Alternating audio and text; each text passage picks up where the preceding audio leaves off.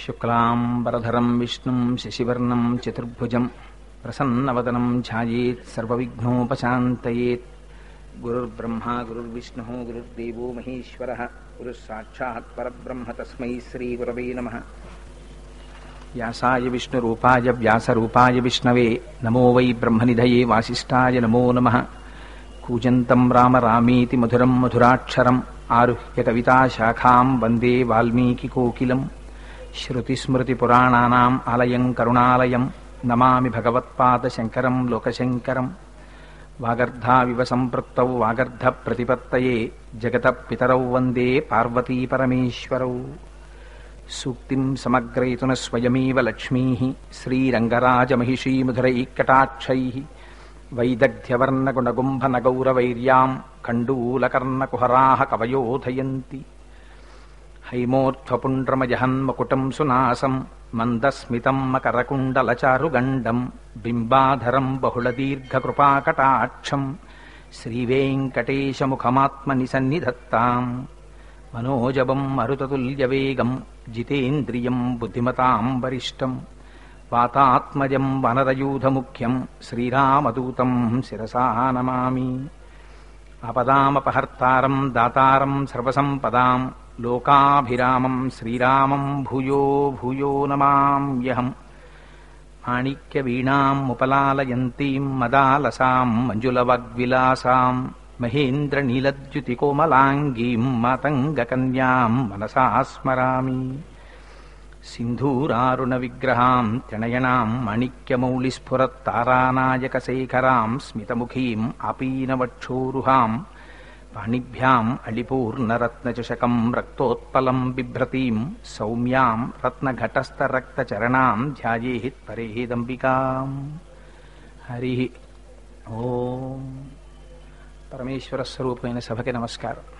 కాకినాడ పట్టణం శ్రీపీఠాధిపతులు పరమ పూజనీయులు ఇవాళ కాకినాడ పట్టణం నలుచెరుగుల అద్వైతామృతాన్ని ప్రవహింపచేస్తున్నటువంటి మహాపురుషులు శ్రీ శ్రీ శ్రీ పరిపూర్ణానంద సరస్వతీ స్వాముల వారు ఈనాటి సభా కార్యక్రమానికి విచ్చేసి ప్రారంభోత్సవం చేసి నా యందు ఉండేటటువంటి అవ్యాజమైన వాత్సల్యం చేత కూటశరణు ప్రారంభించిన తర్వాత ఒక 4 మాటలు విని వెడతాను అని వారికి అనేకమైన కార్యక్రమాల ఒత్తిడి ఉన్నప్పటికీ గురు పూర్ణిమ సందర్భంగా అసుర సంధ్య వేళలో శ్రీపీఠంలో అమ్మవారి యొక్క అర్చనాదులు జరిగి ఎందరో భక్తులు వారి యొక్క అనుగ్రహ భాషణం కొరకు వేచి ఉన్నప్పటికీ కూడా ఔదార్యమైన హృదయంతో 4 మాటలు వినివిడితే వీడి భుజం తట్టి వీడిని ప్రోత్సహించినట్టు అవుతుందని నా మీద ఉండేటటువంటి వాత్సల్యం చేత వారి ఇక్కడ విజయం చేసి ఉండడం నా పురాకృత పుణ్య విశేషం. వారి యొక్క నిర్హేతుక కృపాకటాక్ష వీక్షణంగా భావిస్తూ సాంజలి బంధకంగా వారి పాదములకు శిరస్సు ఉంచి నమస్కరిస్తున్నాను. ఈనాడు సంధ్యారంభ విజృంభితం శృతిశిరస్థానాంతరాధిష్ఠితం సప్రేమ భ్రమరాభిరామమసకృచ్ఛద్వాసనాశోభితం భోగీంద్రాభరణం సమస్త సుమన పూజ్యం గుణావిష్కృతం సేవే మల్లికార్జున మహాలింగం శివాలింగితం అంటారు శంకర భగవత్పాదులు శివానందలహరిలో. పరమపావనమైనటువంటి సమయము. కాలోహి బలవాన్ కర్త సతతం సుఖదుఃఖయో నరాణం పరతంత్రాణం పుణ్యపాపానుయోగత అంటారు వ్యాసులు దేవి భాగవతంలో. కాలము బలవత్తరమైన పరమేశ్వరుని యొక్క స్వరూపము అయినా ఆ కాలము ఒక్కొక్క నాడు పరమ పవిత్రమై ఉంటుంది. ఇవాల్టి రోజున ఆషాఢ శుద్ధ పూర్ణిమ, గురు పూర్ణిమ. వారు గురువు యొక్క వైభవం గురించి ఆ గురు పూర్ణిమ గురించి 4 మాటలు చెప్పి ఉన్నారు స్వామి. సదాశివ సమారంభాం శంకరాచార్య మధ్యమాం అస్మదాచార్య పర్యంతాం వందే గురు పరంపరాం అంటాం. సదాశివుడు మొట్టమొదటిలో ఉండి మధ్యలో ఆదిశంకరులు ఉండి ఇప్పటి వరకు మమ్మల్ని అందరినీ ఈ త్రోవలో ప్రచోదనం చేసి భగవంతుడి వైపు నడిపిస్తున్నటువంటి మహాపురుషులైన ఆచార్యవర్యులందరినీ ఒక్కసారి స్మరించుకునేటటువంటి పరమ పవిత్రమైన రోజు ఈ రోజు.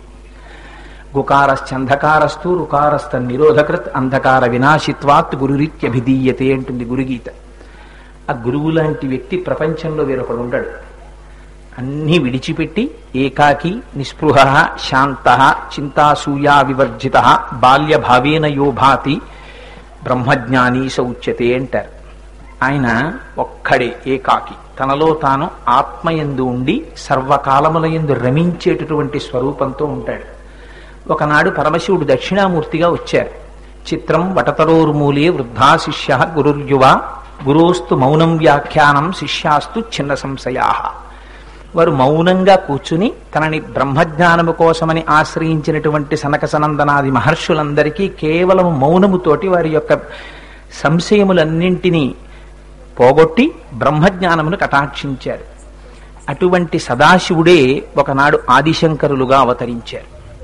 దీని కొరకు అపారమైన వాత్సల్యంతో ఒకనాడు వేదము యొక్క ప్రమాణము ప్రశ్నింపబడితే ఒక ఆడలేడి 15 వేట కుక్కల మధ్యలో నిలబడిపోయిన నాడు కన్నీరు కారుస్తూ ఎంత ఆర్తితో చూస్తుందో అటువంటి పరిస్థితి ఈ దేశంలో ఉత్పన్నమైతే మహానుభావుడు కైలాస శంకరుడు ఆదిశంకరులుగా అవతరించి భారతదేశం నలుచెరగులా పాదచారి అయి పర్యటించి వేదము యొక్క ప్రమాణమును ప్రశ్నించినటువంటి అనేక వాదములను తాను ఖండించి మళ్లీ వేదాంతర్గతమైన అద్వైత సిద్ధాంతమును వ్యాప్తి చేసి అహం బ్రహ్మాస్మి స్థాయికి దిగినటువంటి మహాపురుషుడు. వారికి ఏమవసరం? వారు పశుమాం సర్వజ్ఞ ప్రథిత కృపయా పలయ విభో అనవలసిన మనిషి శంకర భగవత్పాదులు. అమ్మా దృశాద్రాఘీయస్య దరదలిత నీలోత్పల రుచ దవీయాంసం దీనం స్నపయ కృపయా మాం అపిశివే అంటారు సౌందర్యలహరిలో. అమ్మా నన్ను తడిపేయమ్మా నీ కరుణార్ద్ర హృదయం, కరుణార్ద్రతతో కూడిన చూపులతో అంటారు. ఈ శంకరులు ఎందుకు ఆ మాట అనడం? వారు అనవలసిన మాటేది.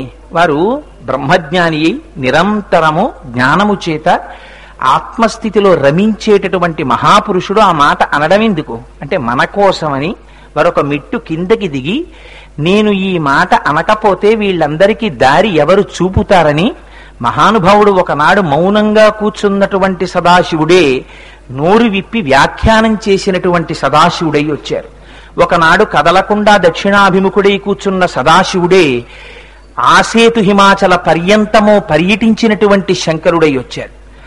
ఒకనాడు అమ్మవారు పక్కన లేకుండా కూర్చున్నటువంటి సదాశివుడే మాతృదేవోభవ పితృదేవోభవ ఆచార్యదేవోభవ అని కదా లోపల తనలో తాను రమించిపోయేటటువంటి నిర్గుణ పరబ్రహ్మస్వరూపాన్ని పొందినటువంటి సదాశివుడు అమ్మవారి యొక్క శక్తి తనలో కలియడం వల్ల ఆ మాతృదేవోభవ పితృదేవోభవ రెండూ కలిసి ఆచార్యదేవోభవగా శంకర భగవత్పాదులుగా పార్వతీ పరమేశ్వరుల యొక్క ఏకత్వమును పొందిన స్వరూపము ఈ భూమి మీద నడయాడింది.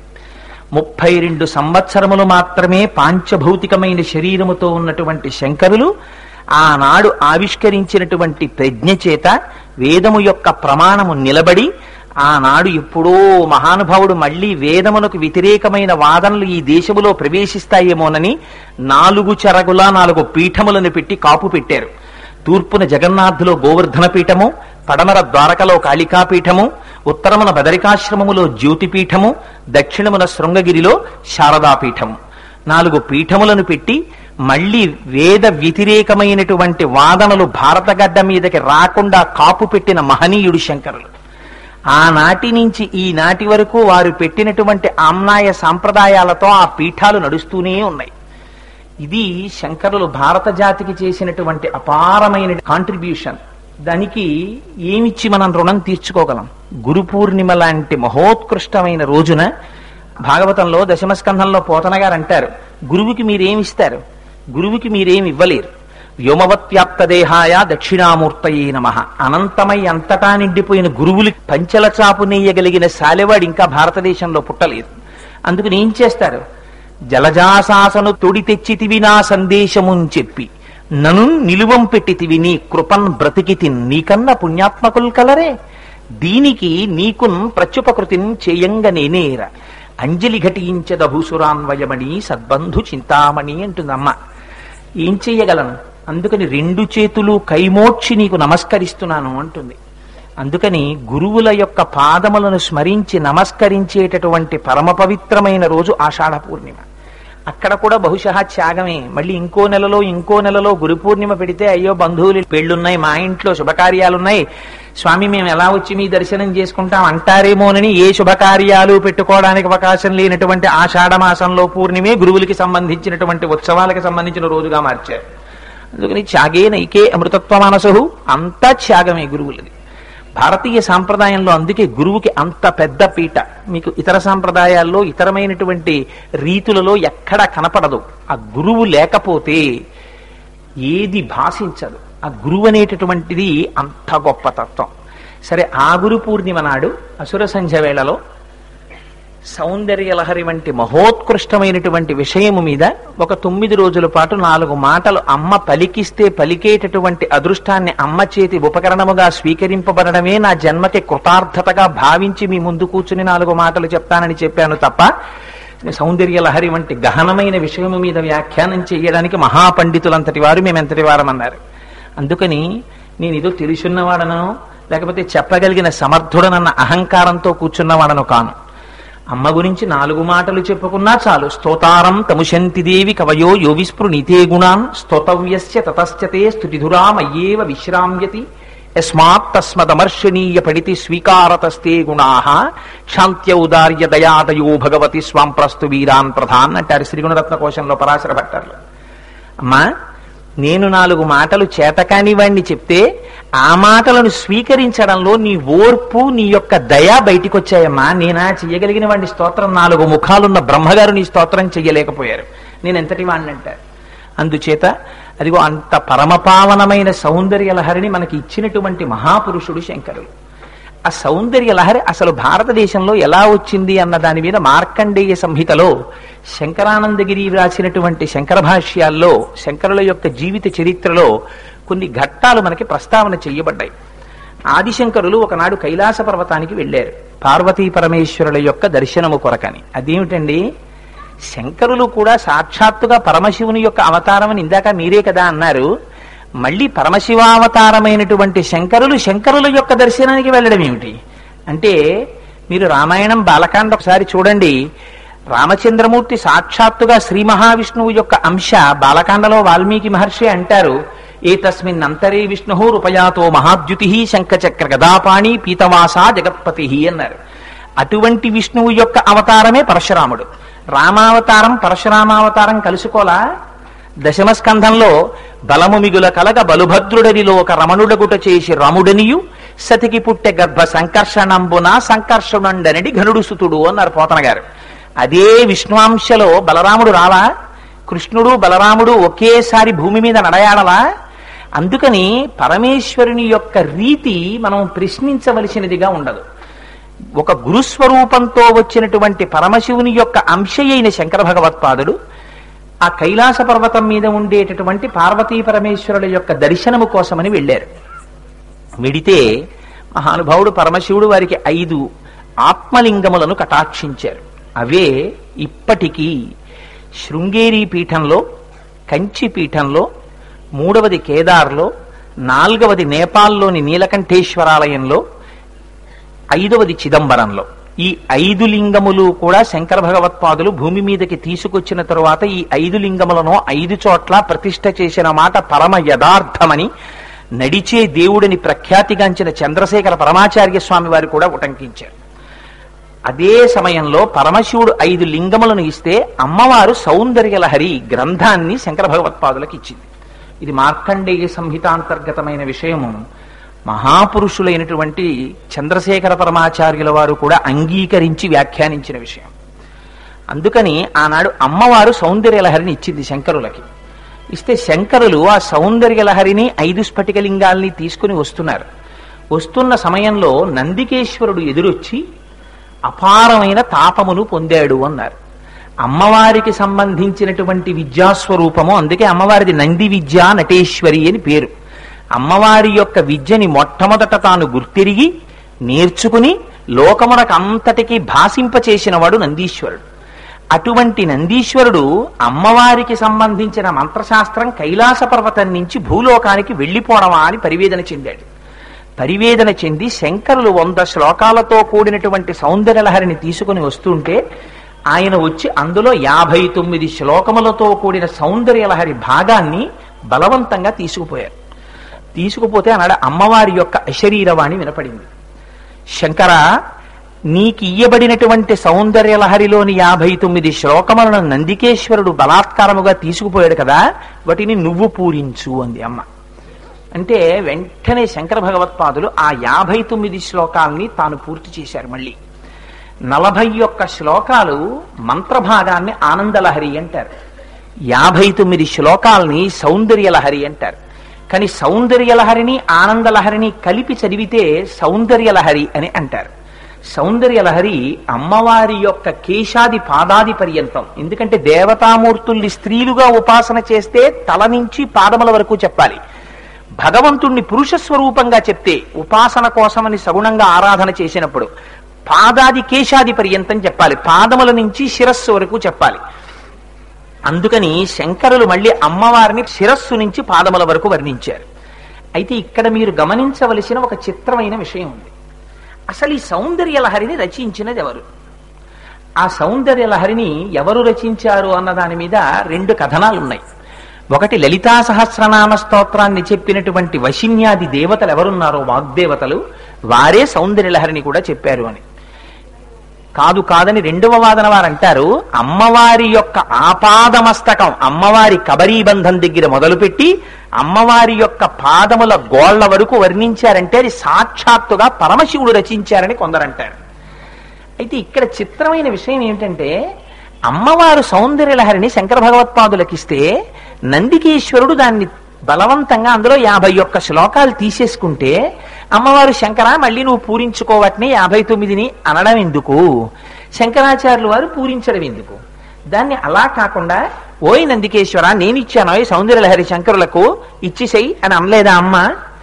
ఇక్కడే అసలు రహస్యం అంతా ఉంది సౌందర్యలహరి. అమ్మవారు ఈ భూమి మీద ఉన్న వారందరికీ ఒక గొప్ప రహస్యాన్ని చెప్పాలనుకుంది. కాలడి శంకరుడే కైలాస శంకరుడు అని చెప్పాలనుకుంది. కాలడిలో జన్మించి ఈ భూమి మీద నడయాడిన శంకర భగవత్పాదులు ఎవరున్నారో వారే సాక్షాత్తుగా కైలాసంలో ఉండేటటువంటి పరమశివుడు. ఆయన ఈయన ఒకటే, అందుకే ఆయన రచించిన దాన్ని ఈయన పూర్తి చేయగలిగారు. అయితే అమ్మవారు ఇచ్చేటప్పుడే ఆనందలహరిని ఒకదాన్ని ఇచ్చి సౌందర్యలహరిని నువ్వు పూర్తి చేయి శంకరా అనొచ్చు కదా. నందికేశ్వరుడు తీసేసుకునేటట్టు చేయడం ఎందుకు మరి అంటే దానికి ఒక గొప్ప విశేషం చెప్తారు. ఒక రాజు రాజ్యాన్ని చేస్తున్నాడు. ఆ రాజుకు ఒక కుమారుడు ఉన్నాడు. ఆయన సర్వసమర్థుడు. అంత సర్వసమర్థుడైనటువంటి కుమారుడు ఆయన రాజ్యాన్ని ఏలగలిగిన వాడు, తండ్రితో సమానుడు. తల్లి ఎప్పుడైనా పిల్లవాడిని పిలిచి నువ్వు కూడా సమర్థుడవు, అందుకని మీ నాన్నగారి రాజ్యంలో అర్ధభాగాన్ని నువ్వు తీసుకుని పరిపాలించు అని అమ్మ అంటుందా? అలా అనదు. భర్తగారే రాజ్యం ఏలాలి. కానీ ఒకనాడు భర్తగారు అంతఃపురంలో లేకుండా ఎక్కడికో వెళ్ళినటువంటి సమయంలో శత్రువులు దండయాత్ర చేశారు. అప్పుడు తల్లి ఏమంటుంది రాజకుమారుణ్ణి పిలిచి, శత్రువులు వచ్చి రాజ్యం మీద దండయాత్ర చేశారు, నీ తండ్రి గారు వేరొక పని మీద వేరొక చోటికి వెళ్ళారు, నువ్వు కూడా తండ్రితో సమానమైన ప్రజ్ఞ కలిగిన వాడవు, అందుకని నువ్వు శత్రువుని ఓడించి విడిపించు అంటుంది రాజ్యాన్ని.